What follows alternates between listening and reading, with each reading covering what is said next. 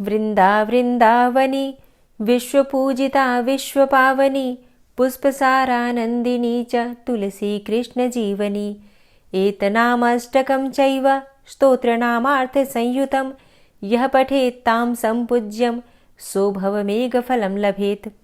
हरे कृष्णा। आज की कथा में आप सभी भक्तों का हार्दिक स्वागत है। भगवान श्री कृष्ण और श्रीमती राधा रानी की कृपा सदैव आप और आपके समस्त परिवार पर बनी रहे। प्रतिदिन की कथाएं सुनने के लिए, वीडियो को लाइक करने के लिए, शेयर करने के लिए और बहुत ही प्यारे प्यारे कमेंट्स करने के लिए आप सभी भक्तों का दिल से बहुत बहुत आभार। और आज आप सुनेंगे भगवान कृष्ण के एक अनन्य भक्त की कथा। और कार्तिक मास की कहानी में आज आप सुनने वाले हैं एक ग्वाले और भगवान की कथा। एक ग्वाला था जो रोज गायों को चराने के लिए गांव से बाहर जंगल में जाया करता था। जंगल में एक संत का आश्रम था। वहां पर संत रोज तप, ध्यान, मंत्र और जाप करते थे। ग्वाला रोज संत को देखता, पर उसे समझ में नहीं आता था कि संत ये सब क्यों करते हैं। ग्वाले की उम्र कम थी। संत के इन कर्मों को समझने के लिए वो आश्रम में पहुंचा और संत से पूछा कि बाबा, आप रोज ये सब क्या करते हैं। संत ने बताया कि बेटा, मैं भगवान को पाने के लिए भक्ति करता हूँ। रोज पूजा करता हूँ, पाठ करता हूँ, तप करता हूँ। ध्यान और मंत्र जाप करने से भगवान के दर्शन हो सकते हैं। संत की बात सुनकर ग्वाले ने सोचा कि मुझे भी भगवान के दर्शन करना चाहिए। ये सोचकर ग्वाला आश्रम से निकलकर एक सुनसान जगह पर पेड़ के नीचे एक पैर पर खड़ा होकर तप करने लगा। कुछ देर बाद उसने सांसें लेना भी बंद कर दिया। ग्वाले ने सोचा कि जब तक भगवान के दर्शन नहीं होंगे मैं ऐसे ही रहूंगा। छोटे से भक्त की इतनी कठिन तपस्या से भगवान बहुत जल्दी प्रसन्न हो गए। वे ग्वाले के सामने प्रकट होकर बोले कि पुत्र, आंखें खोलो, मैं तुम्हारे सामने आ गया हूँ। ग्वाले ने आंखें खोले बिना ही पूछा कि आप कौन हैं। भगवान बोले कि मैं वही ईश्वर हूँ जिसके दर्शन के लिए तुम तप कर रहे हो। ये सुनकर ग्वाले ने आंखें खोली, लेकिन उसे तो पता ही नहीं था कि भगवान होते कैसे हैं, क्योंकि उसने कभी ईश्वर को देखा तो था नहीं। वो सोचने लगा कि क्या यही वो भगवान है। सच जानने के लिए उसने भगवान को एक पेड़ के साथ रस्सी से बांध दिया। भगवान भी भक्त के हाथों बंध गए। ग्वाला तुरंत दौड़कर उस संत के आश्रम में पहुंच गया और पूरी बात बता दी। संत ये सब सुनकर हैरान हो गए। वे भी तुरंत ही ग्वाले के साथ उस जगह पर पहुंच गए। संत उस पेड़ के पास पहुंचे तो वहां कोई दिखाई नहीं दिया। भगवान सिर्फ ग्वाले को ही दिखाई दे रहे थे। संत ने बताया कि उसे तो वहां कोई दिखाई नहीं दे रहा। तब ग्वाले ने भगवान से इसकी वजह पूछी। भगवान ने कहा कि मैं उन्हीं इंसानों को दर्शन देता हूं जो निस्वार्थ भाव से मेरी भक्ति करते हैं। जिन लोगों के मन में कपट, स्वार्थ और लालच होता है, उन्हें मैं दिखाई नहीं देता। इस कहानी में सार ये छुपा है कि जो लोग भगवान की निजी स्वार्थवश सेवा करते हैं, पूजा करते हैं, भक्ति करते हैं, उन्हें भगवान की कृपा नहीं मिलती। कामनाएं तो जरूर पूर्ण हो जाती हैं।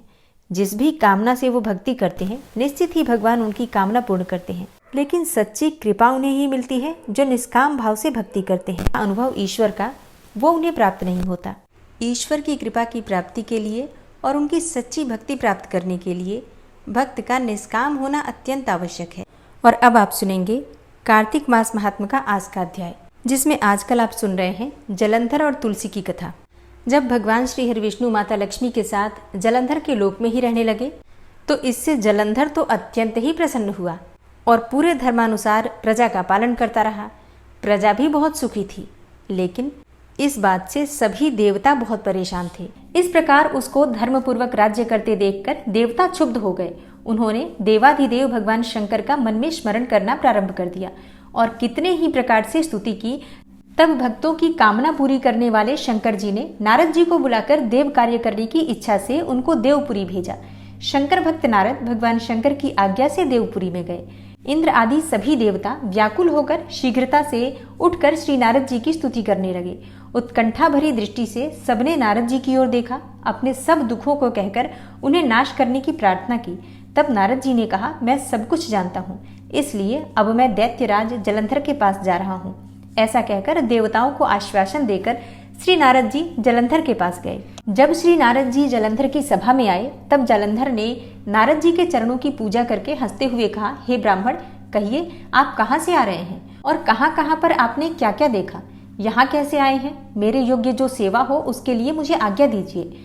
जलंधर के इस प्रकार के वचन सुनकर नारद जी प्रसन्न होकर बोले, हे दानवराज, हे महाबुद्धिमान जलंधर, तुम धन्य हो, क्योंकि इस समय सब रत्नों के भोक्ता एक तुम ही हो। हे दैत्य श्रेष्ठ, अब आप मेरे आगमन का कारण सुनिए, जिसके लिए मैं आज यहाँ आया हूँ। हे दैत्यराज, मैं स्वेच्छा से कैलाश पर्वत पर गया था, जहाँ 10,000 योजनों में फैला कल्प वृक्ष का वन है। वहां पर मैंने सैकड़ों कामधेनुओं को घूमते हुए देखा तथा यह भी देखा कि वह वन चिंतामणि से प्रकाशित परम दिव्य अद्भुत और सब स्वर्णमय है। मैंने वहां पार्वती के साथ स्थित शंकर जी को भी देखा, जो सर्वांग सुंदर, गौरवर्ण, त्रिनेत्र और मस्तक पर चंद्रमा धारण किए हुए हैं।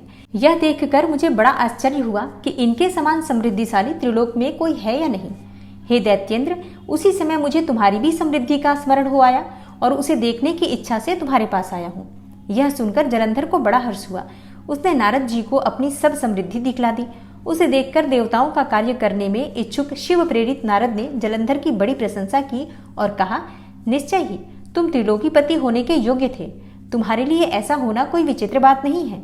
मैं देखता हूँ और तुम्हारे पास सब कुछ है, किसी बात की कमी नहीं है।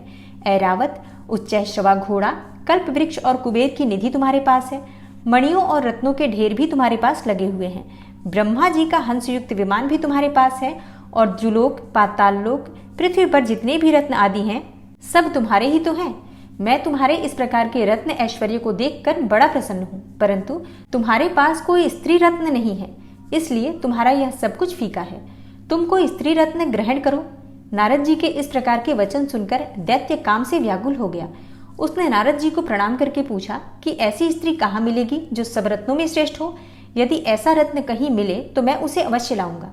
देवर्षि नारद बोले, ऐसे रत्न तो कैलाश पर्वत पर योगी शंकर के पास ही हैं। उनकी सर्वांग सुंदर पत्नी देवी पार्वती बहुत ही मनोहर है। उसके समान सुंदरी मैंने आज तक नहीं देखी। शंकर से बढ़कर समृद्धिवान दूसरा कोई नहीं है। उनके इस रत्न की सी महिमा तीनों लोकों में कहीं पर भी नहीं है। तभी तो परम विरक्त आत्माराम शंकर भी उसके वश में हो गए हैं। देवर्षि नारद उस दैत्य से ऐसा कहकर अन्य कार्य करने की इच्छा से आकाश मार्ग से चले गए। नारद जी के चले जाने पर जलंधर ने अपने राहु नामक दूत को बुलाकर कैलाश पर जाने की आज्ञा दी और कहा कि वहां पर एक जटाधारी शंभु नामक योगी रहता है, उससे मेरा ऐश्वर्य कहकर उसकी सर्वांग सुंदर भामिनी को मेरे लिए मांग कर लाओ। यह सुनकर वह दूत शिवजी के स्थान पर जा पहुंचा, परंतु नंदी ने उसे सभा के भीतर जाने से रोक दिया। किंतु वह अपनी उग्रता से शिव की सभा में चला गया और शंकर के आगे बैठकर उनकी आज्ञा लेकर सब संदेश कह सुनाया। फिर तो राहु नामक दूत के ऐसा कहते ही भगवान शूलपाणी के आगे पृथ्वी फोड़कर एक शब्द वाला पुरुष प्रकट हो गया, जिसका सिंह के समान मुख था और जो कि मानो दूसरा निसिंह था। वह दौड़कर राहु को खाने चला तो राहु बड़े जोर से भागा, परंतु उस पुरुष ने राहु को पकड़ लिया। फिर उसने शिवजी की शरण लेकर अपनी रक्षा मांगी तो शिवजी ने उस पुरुष से राहु को छोड़ देने के लिए कहा। तब उसने कहा, मुझे बड़े जोरों की भूख लगी है, मैं क्या खाऊं? तब महेश्वरी ने कहा, यदि तुझे भूख लगी है तो शीघ्र ही अपने हाथों पैरों का मांस भक्षण कर ले। शिवजी की आज्ञा से वह पुरुष अपने हाथ और पैर का मांस भक्षण कर गया। अब केवल उसका सिर मात्र शेष रह गया। तब उसका ऐसा कृत्य देखकर भगवान शिवजी बहुत प्रसन्न हुए और उसे अपना आज्ञाकारी मानकर उसे अपना परम प्रिय गण बना लिया और कहा कि मेरी पूजा की तरह अब तेरी भी सदैव पूजा होती रहेगी और जो तेरी पूजा नहीं करेंगे वह मेरे प्रिय न होंगे। शिव जी से ऐसा वर पाकर उस पुरुष को बड़ी प्रसन्नता हुई और उस दिन से वह शिवजी द्वारा स्वीकृति मुख नामक गण होकर स्थित रहने लगा। राजा पृथु ने कहा, हे नारद जी, यह तो आपने महाप्रभु शंकर की बड़ी अद्भुत कथा सुनाई है, अतः कृपा करके आप यह भी बतलाइए कि उस समय राहु उस पुरुष से छूटकर कहाँ गया। नारद जी ने कहा, उससे छूटने पर वह बर्बर नाम से विख्यात हो गया और मानो नया जन्म पाकर उसने अपने आप को धन्य माना तथा वह धीरे धीरे जलंधर के पास गया। वहां उसने शंकर जी की चेष्टा कही। उसे सुनकर दैत्यराज को बड़ा क्रोध आया और उसने सब दैत्यों को सेना सजाने की आज्ञा दी। कालनेमी और शुंभ निशुंभ आदि सभी महाबली दैत्य तैयार होने लगे। एक से एक महाबली दैत्य करोड़ों की संख्या में निकलकर युद्ध के लिए तैयार हो गए। महाप्रतापी सिंधुपुत्र शिवजी से युद्ध करने के लिए निकला। उसके आगे महर्षि शुक्राचार्य और छिन्नसार राहु हुआ। फिर तो उसी समय जलंधर का मुकुट खिसककर धरती पर आ पड़ा। आकाश में मेघ छा गए और भी बहुत बड़े बड़े अपशकुन हुए। उधर इंद्र आदि सब देवताओं ने एकत्र होकर कैलाश पर जाकर शिवजी से सब वृतांत कहा और यह भी कहा कि आपने जलंधर से युद्ध करने के लिए जो भगवान विष्णु को भेजा था वह उसके वशवर्ती हो गए हैं तथा लक्ष्मी जी सहित जलंधर के अधीन होकर उसके घर में निवास करते हैं। अब देवताओं को भी उसके यहाँ निवास करना पड़ रहा है। अब वह सागर पुत्र आपसे युद्ध करने को आ रहा है, अतः आप उसे मारकर हमारी रक्षा करो। देवताओं से यह सब सुनकर शंकर जी ने भगवान विष्णु से पूछा, हे ऋषिकेश, युद्ध में आपने जलंधर का संहार क्यों नहीं किया और बैकुंठ को छोड़कर आप उसके घर कैसे चले गए? तब भगवान विष्णु ने हाथ जोड़कर शिव जी से कहा, उसे आपका अंशी या लक्ष्मी जी का भाई होने के कारण ही नहीं मारा है। वह बड़ा ही वीर है और देवताओं से अजेय है। मैं सत्य कहता हूं, उसे कोई भी नहीं मार सकता। इस पर लक्ष्मी जी ने मुग्ध होकर और मैंने स्वयं उसके घर में रहने का वर दे दिया है, इसलिए मैं उसके घर में रहता हूँ। हे सुरवर्य विष्णु, आप यह क्या कहते हैं? उस दैत्य जलंधर को मैं अवश्य ही मारूंगा, इसमें कुछ भी संदेह नहीं है। अब आप सब देवता जलंधर को मेरे द्वारा ही मारा गया जानकर अपने स्थान को जाइए। जब शंकर ने ऐसा कहा तो सब देवता संदेह रहित होकर अपने स्थान को चले गए। ठीक उसी समय पराक्रमी जलंधर अपनी विशाल सेना के साथ कैलाश पर्वत को घेर के सिंहनाद करने लगा। दैत्यों के नाद और कोलाहल से शिवजी क्रुद्ध हो गए। उन्होंने अपने नंदी आदि गणों को उसके साथ युद्ध करने की आज्ञा दे दी। कैलाश पर्वत के पास भीषण युद्ध होने लगा। दैत्यों ने अनेक प्रकार के अस्त्र शस्त्र वर्षाने शुरू किए। भेरी, मृदंग, शंख और तीरों तथा हाथी घोड़ों और रथों के शब्द से धरती कांपने लगी। युद्ध में कटकर मरे हुए हाथी, घोड़े और पैदलों का सा पहाड़ लग गया, जिससे कि युद्ध भूमि और भी आगमय हो गई। दैत्यों के आचार्य श्री शुक्राचार्य अपनी मृत संजीवनी विद्या से सब दैत्यों को जिलाने लगे। यह देखकर शिवजी के गण व्याकुल हो गए और उनके पास जाकर सारा वृतांत सुनाया, और उसे सुनकर भगवान रुद्र के क्रोध की सीमा न रही। वह अपने भयंकर रूप से दिशाओं को प्रज्वलित करने लगे। फिर तो उस समय उनके मुख से एक बड़ी भयंकर कन्या उत्पन्न हुई, जिसकी दोनों जंघाएं ताल वृक्ष के समान थी। वह युद्ध भूमि में जाकर सब असुरों का चर्वण करने लगी। युद्ध भूमि में इस तरह विचरते हुए वह शुक्राचार्य जी के पास पहुंची और शीघ्र ही उन्हें अपने उदर में गुप्त कर लिया। फिर स्वयं भी अंतर्ध्यान हो गई। शुक्र के गुप्त हो जाने से दैत्यों का मुख मलिन पड़ गया और वह युद्ध छोड़कर भागने लगे। इस पर शुंभ, निशुंभ और कालनेमी आदि सेनापतियों ने अपने भागते हुए वीरों को रोककर शिवगणों पर बड़ा कठिन प्रहार किया, और ऐसा ही शिवजी के नंदी आदि वीरगणों ने, जिनमें गणेश और स्वामी कार्तिकेय भी थे, उन्होंने अपने गणों को रोककर दैत्यों से भीषण युद्ध किया। ओम विश्वं विष्णुर्वचत्कारो भूतभव्य भवत्प्रभु भूतकृत भूतभृद्भावो भूतात्मा भूतवाहन भूतात्मा परमात्मा च मुक्तानां परमागति अव्ययः पुरुषः साक्षी क्षेत्रज्ञो अक्षर एव च योगो योगविदां नेता प्रधान पुरुषेश्वरः नारसिंह वपुः श्रीमान् केशवः पुरुषोत्तमः सर्वः शर्वः शिवस्थाणुर्भूतादिर्निधिर्व्ययः संभवो भावनो भर्ता प्रभवः प्रभुरीश्वरः स्वयंभू शंभुरादित्यः पुष्कराक्षो महास्वनः अनादिनिधनो धाता विधाता धातुरुत्तमः अप्रमेयो ऋषिकेश पद्मनाभो अमरप्रभु विश्वकर्मा मनुस्त्वष्टा स्थविष्ठः स्थविरो ध्रुवः अग्राह्यः शाश्वतः कृष्णो लोहिताक्षः प्रतर्दनः प्रभूतस्त्रिककुब्धाम पवित्रं मङ्गलं परम् ईशानः प्राणदः प्राणो ज्येष्ठः श्रेष्ठः प्रजापति हिरण्यगर्भो भूगर्भो माधवो मधुसूदनः ईश्वरो विक्रमी धन्वी मेधावी विक्रमः क्रमः अनुत्तमो दुराधर्षः कृतज्ञः कृतिरात्मवान् सुरेशः शरणं शर्म विश्वरेताः प्रजाभवः अह संवत्सरो व्यालः प्रत्ययः सर्वदर्शनः अजः सर्वेश्वरः सिद्धः सिद्धे सर्वादिर्च्युतः वृषाकपिर्मेयात्मा सर्वयोगविनिश्रितः वसुर्वसुमनः सत्यः समात्मा संमितः समः अमोघः पुण्डरीकाक्षो वृषकर्मा वृषाकृतिः रुद्रो बहुशिरा बभ्रुर्विश्वयोनिः शुचिश्रवः अमृतः शाश्वतस्थाणुर्वरारोहो महातपः सर्वगः सर्वविद्भानुर्विश्वक्सेनो जनार्दनः वेदो वेदविद्व्यङ्गो वेदाङ्गो वेदवित्कविः लोकाध्यक्षः सुराध्यक्षो धर्माध्यक्षः कृताकृतः चतुरात्मा चतुर्व्यूहश्चतुर्द्रष्टश्चतुर्भुजः भ्राजेष्णुर्भोजनं भोक्ता सहिष्णुर्जगदाति च अनघो विजयो जेता विश्वयोनिः पुनर्वसु उपेन्द्रो वामनः प्रांशुर्मोघः शुचिरुर्जितः अतीन्द्रः संग्रहः सर्गो धृतात्मा नियमो यमः वेद्यो वैद्यः सदा योगी वीरः माधवो मधु अतीन्द्रियो महामायो महोत्साहो महाबलः महाबुद्धिर्महावीर्यो महाशक्तिर्महाद्युतिः अनिर्देश्य वपुः श्रीमान् मेयात्मा महाधृतिर् महिश्वासो महीभर्ता श्रीनिवासः सतां गति अनिरुद्ध सुरानन्दो गोविन्दो गोविन्दाम्पति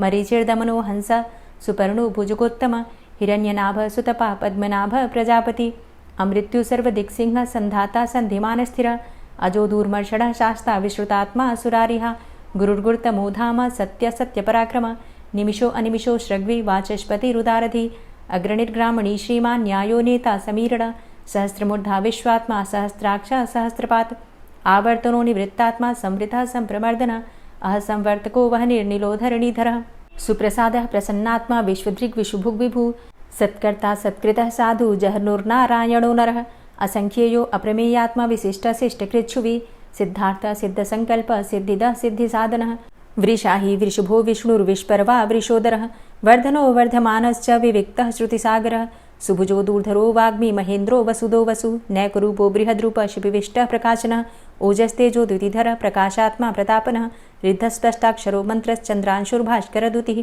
अमृतांशुद्भवो भानु शशबिन्दुः सुरेश्वरः औषधं जगतः सेतु सत्यधर्मपराक्रमः भूतभव्य भवन्नाथ पवनः पावनो नलः कामः कामकृत्कान्तः कामः कामप्रदः प्रभु युगादिकृद्युगावर्तो नैकमायो महाशनः अदृश्यो अव्यक्तरूपश्च सहस्रजितनन्तजित् इष्टो अविशिष्ट शिष्टेष्ट शिखण्डी नहुसो वृष क्रोधः क्रोधकृत्कर्ता विश्वबाहुर्महीधरः अच्युतः प्रतितः प्राणः प्राणदो वासवानुजः अपां निधिर्धिष्ठानं प्रमत्तः प्रतिष्ठितः स्कन्दः स्कन्दधरो धूर्यो वरदो वायुवाहनः वासुदेवो बृहद्भानुरादिदेवः पुरन्दरः अशोकस्तारणस्तारः शूरः सौरिर्जनेश्वरः अनुकूलः शतावर्त पद्मी पद्मनिभेक्षणः पद्मनाभो अरविन्दाक्ष पद्मगर्भ शरीरभृत् महर्धिरिद्धो वृद्धात्मा महाक्षो गरुडाध्वजः अतुलः शरभो भीमो समयज्ञो हविर्हरि सर्वलक्षणलक्षण्यो लक्ष्मीवान् समितिञ्जयः वीक्षरो रोहितो मार्गो हेतुर्दामोदरः सः महीधरो महाभागो वेगवान् मिताशनः उद्भवः क्षोभणो देवः श्रीगर्भः परमेश्वरः करणं कारणं कर्ता विकर्ता गहनो गुहः व्यवसायो व्यवस्थान संस्थान स्थानदो ध्रुवः परर्थी परमस्पस्तुष्टः पुष्टः सुभेक्षणः रामो विरामो विरजो मार्गो नेयो नयोनयः वीरः शक्तिमतां श्रेष्ठो धर्मो धर्मविदुत्तमः वैकुण्ठः पुरुषः प्राणः प्राणदः प्रणवः पृथुः हिरण्यगर्भः शत्रुघ्नो व्याप्तो वायुरुधोक्षजः ऋतुः सुदर्शनः कालः परमेष्ठी परिग्रहः उग्रः संवत्सरो दक्षो विश्रामो विश्वदक्षिणः विस्तारस्थावरस्थाणु प्रमाणं बीजमव्ययम् अर्थो अनर्थो महाकोशो महाभोगो महाधनः अनिर्विण्णः स्थविष्टोभू धर्मयुपो महामख नक्षत्रनेमिर्नक्षत्री क्षमा क्षामः समीहनः यज्ञ इज्यो महेज्यश्च क्रतुसत्रं सतां गतिः सर्वदर्शी विमुक्तात्मा सर्वज्ञो ज्ञानमुत्तमं सुव्रतः सुमुखः सुष्मा सुघोषः सुखदः सुहृतः मनोहरो जित्क्रोधो वीरबाहुर्विदारणः स्वापनः स्ववसो व्यापी नैकात्मा नैककर्मकृत् वत्सरो वत्सलो वत्सी रत्नगर्भो धनेश्वरः धर्मगुप्त धर्मकृद्धर्मी सदसक्षरमक्षरम् अविज्ञाता सहस्रांशुर्विधाता कृतलक्षणः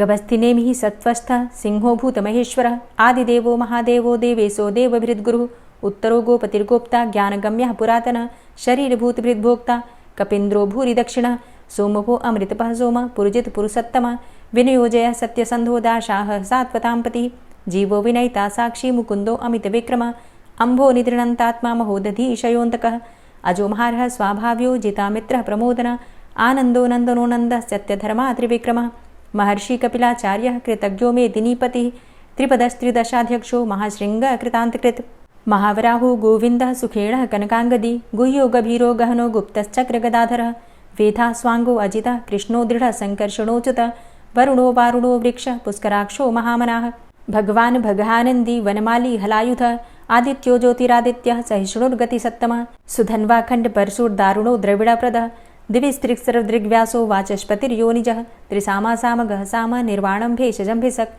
सन्न्यासकृच्छमः शान्तो निष्ठा शान्तिः परायणं शुभाङ्गः शान्तिदः स्रष्टा कुमुदः कुवलेशयः गोहितो गोपतिर्गोप्ता वृषभाक्षो वृषाप्रियः अनिवर्ति निवृतात्मा संक्षेप्ता चेमकृच्छिवः श्रीवत्स्वक्षा श्रीवास श्रीपति श्रीमताम्बरः श्रीधः श्रीश श्रीनिवास श्रीनिधि श्रीविभावन श्रीधर श्रीकर श्रेय श्रीमान् लोकत्रयाश्रयः स्वक्ष स्वङ्ग शतानन्दो नन्दिर्ज्योतिर्गणेश्वरः विजितात्मा विधेयात्मा सत्कीर्तिश्छिन्न संशयः उदीर्णः सर्वतक्षशुर्निश शाश्वतः स्थिरः भूषयो भूषणो भूतिर्विशोकः शोकनाशनः अर्चिष्मानर्चितः कुम्भो विशुद्धात्मा विशोधनः अनिरुद्धो अप्रतिरथ प्रद्युम्नो अमितविक्रमः कालिनेमि निहावीर शौरी शूरजनेश्वरः त्रिलोकात्मा त्रिलोकेशः केशवः केशिहारी कामदेवः कामपालः कामीकान्तः कृतागमः अनिर्देशवपुर्विष्णोर्वीरो अनन्तो धनञ्जयः ब्रह्मण्यो ब्रह्मकृद्ब्रह्मा ब्रह्म ब्रह्म विवर्धनः ब्रह्मविद्ब्राह्मणे ब्रह्मी ब्रह्मज्ञो ब्राह्मणप्रियः महाक्रमो महाकर्मा महातेजा महुरगः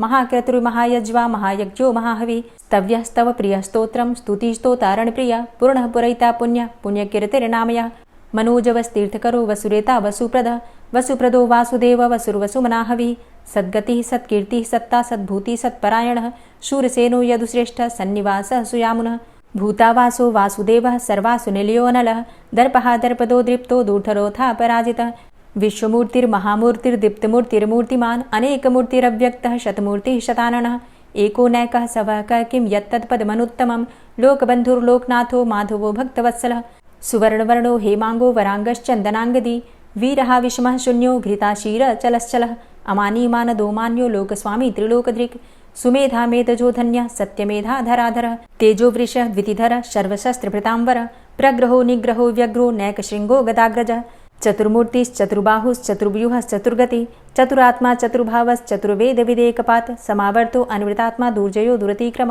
दुर्लभो दुर्गमो दुर्गो दुरावासो दुरारिहा शुभांगो लोकसारंगः सुतन्तुस्तन्तुवर्धन इन्द्रकर्मा महाकर्मा कृतकर्मा कृतागमः उद्भवः सुन्दरः सुन्दो रत्ननाभः सुलोचनः अर्को वाजसनः शृङ्गी जयन्तः सर्वविजयी सुवर्णबिन्दुरक्षोभ्य सर्वभागीश्वरेश्वरः महाह्रदो महागर्तो महाभूतो महानिधि कुमुदः कुन्दरः कुन्दः पर्जन्यः पावनो नीलः अमृताशो अमृतवपुः सर्वज्ञः सर्वतोमुखः सुलभः सुव्रतः सिद्धः शत्रुजित् शत्रुतापनः न्यग्रोधो दुम्बरो अस्वस्थश्चाणुरान्ध्रनिषूदनः सहस्रार्चिः सप्तजिह्वः सप्तैधा सप्तवाहनः अमूर्तिरणघो अचिन्त्यो भयकृद्भयनाशनः अणुर्बृहत् कृशस्थूलो गुणभृन्निर्गुणो महान् अधृतः स्वधृतः स्वास्य प्राग्वंशो वंशवर्धनः भारभृतिकथितो योगी योगी स सर्वकामद आश्रमश्रमण क्षाम सुपर्णो वायुवाहन धनुर्धरोर्धनुर्वेदो दण्डोदमयितादम अपराजितः सर्वसहो नियन्ता नियमो यमः सत्त्ववान् सात्विकः सत्य सत्यधर्मपरायण अभिप्रायः प्रियार्होर्ह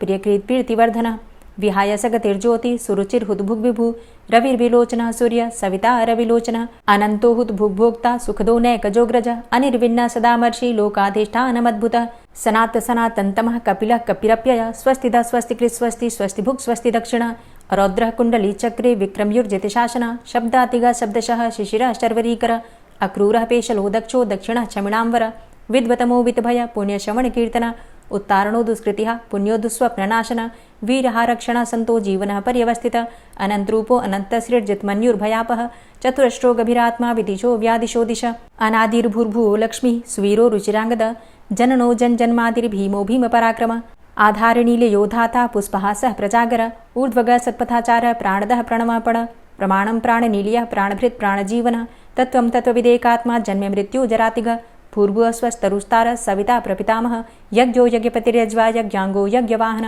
यज्ञभृद्यज्ञकृद्यज्ञ यज्ञभुग्यज्ञसाधन यज्ञान्तिकृद्यज्ञ गुह्यमन्यमन्नादेव च आत्मयोनिः स्वयं जातो वैखानः सामगायन देवकी नन्दन स्रष्टा क्षितिसः पापनाशन शङ्खभृन्नन्दकी चक्री शारङ्गधन्वा गदाधरः रथाङ्गपाणिरक्षोभ्य सर्वप्रहरणायुध ओम नमः इति। और अब आप सुनेंगे श्री तुलसी चालीसा। श्री तुलसी महारानी करु विनय सिरनाय जो मम हो संकट विकट दीजे मात नशाय। नमो नमो तुलसी महारानी महिमा अमित न जाए बखानी दियो विष्णु तुमको सन्माना जग में छायो सुयस महाना। विष्णु प्रिया जय जयति भवानी तिहूँ लोक की हो सुख खानी। भगवत पूजा करे जो कोई बिना तुम्हारे सफल न होई। जिन घर तव नहीं होय निवासा उस घर कर ही विष्णु नहीं बासा। करे सदा जो तव नित सुमिरन तेहि के काज होय सब पूरन। कार्तिक मास महात्म तुम्हारा ताको जानत सब संसारा। तव पूजन जो करे कुंवारी पावे सुंदर वर सुकुमारी। करे जो पूजा नित प्रति नारी सुख संपत्ति से होय सुखारी।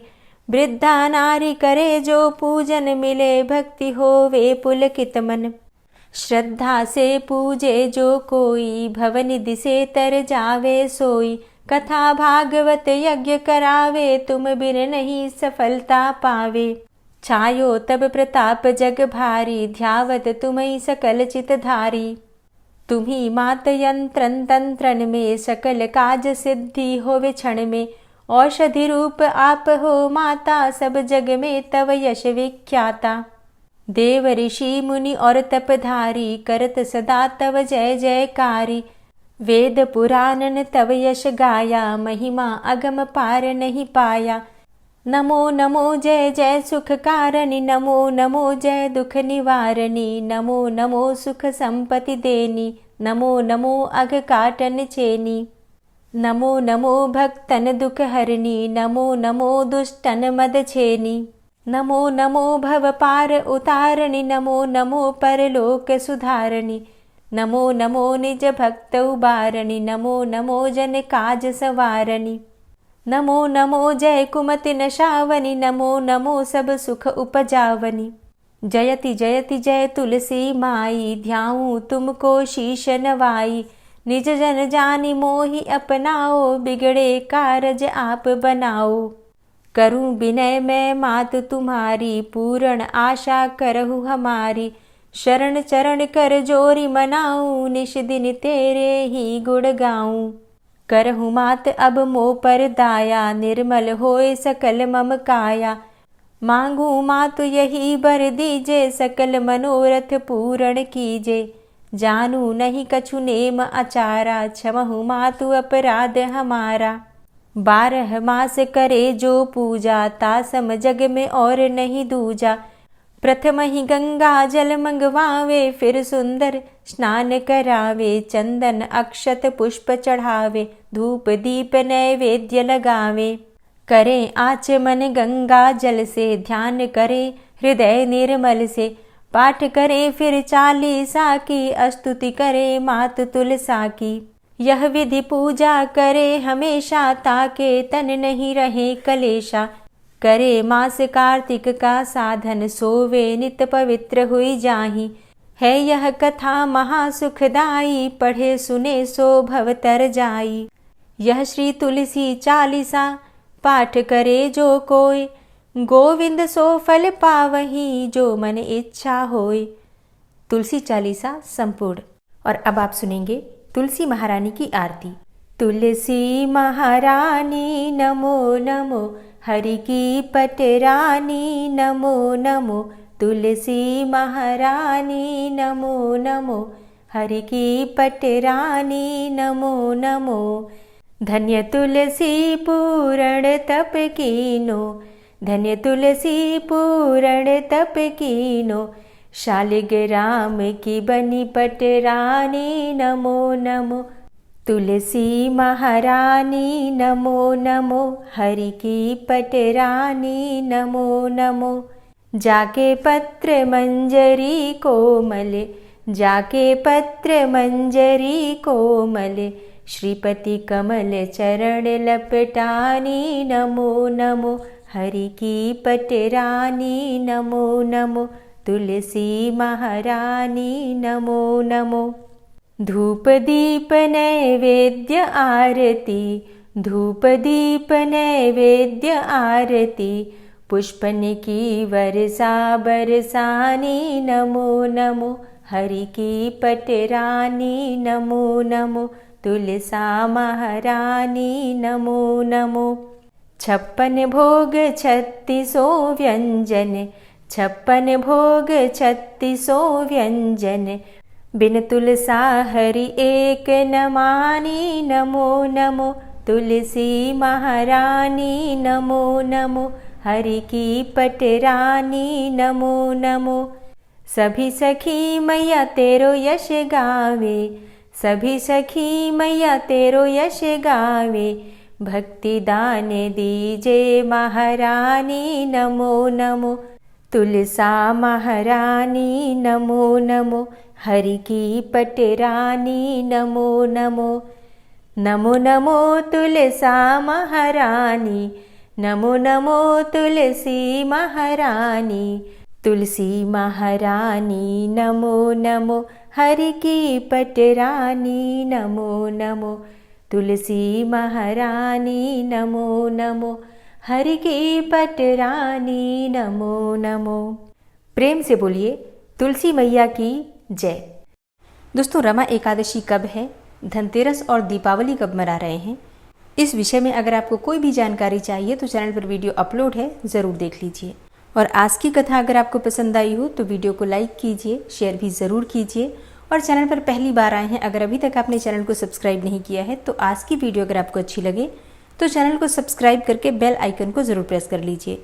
इससे ये होगा कि इस चैनल पर जो भी नई वीडियो अपलोड होंगी उनकी नोटिफिकेशन आपको सही समय पर प्राप्त होगी। मिलती हूँ मैं आपसे अगली वीडियो में, तब तक के लिए जय श्री राधे।